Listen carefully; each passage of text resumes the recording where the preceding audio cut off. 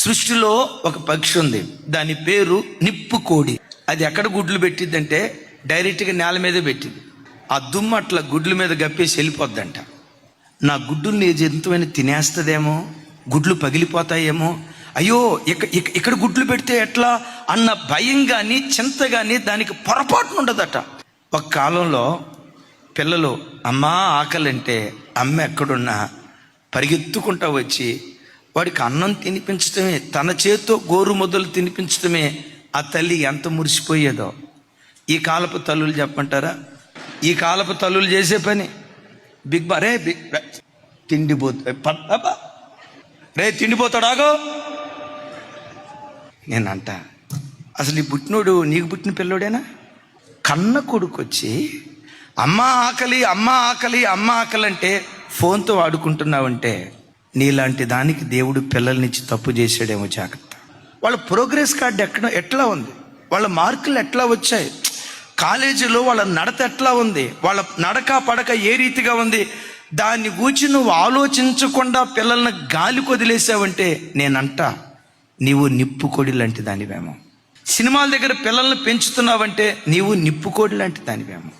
చూడకూడని అపవిత్రమైన వాటిని నువ్వు చూస్తూ పిల్లలు కూడా చూసేటట్లుగా పురికొల్పుతూ వాళ్ళని ఆ స్థలంలో పెంచుతున్నావంటే నీవు కూడా నిప్పుకోడిలాగా ధూళిలో పిల్లల్ని పెంచే కఠినమైన తల్లివేమో.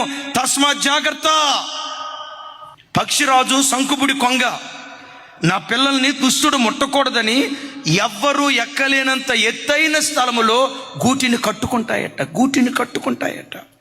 ఈ కాలపు తండ్రులు ఉన్నారు, పిల్లలు అక్కడ చదువుకుంటానే ఉంటారు, భార్య ఎక్కడ ఉంటుంది, యువతల పక్క గదిలో ఇంకొక ఆవిడతో ఎవరితోనో చాటింగ్ చేస్తాడు.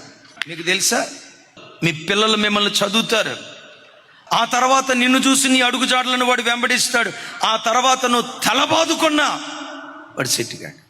హృదయం పవిత్రంగా ఉంటే పిల్లలను చూడుతుంటే నా పిల్లలు, ఇక నా పిల్లలు తప్ప నాకు ఇంకో ప్రపంచం ఏముంది, నా భర్త తప్ప నాకు ఇంకొక ప్రపంచం ఏముంది, ఇంకొకరితో చాటింగ్ చేయటమా?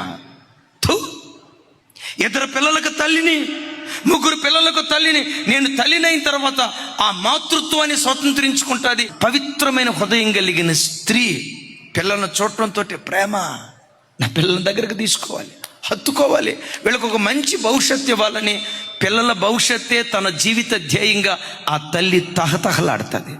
నీ హృదయంలో పాపం ప్రవేశించిందా? భర్త లేదు, పిల్లలు లేదు, భార్య లేదు, ఒక కఠినురాలిగా వ్యవహరించడం ప్రారంభిస్తాం. అందుకని బిడ్డలారా, హృదయాన్ని పవిత్రంగా కాపాడుకునే కృప దేవుడిచ్చునుగాక.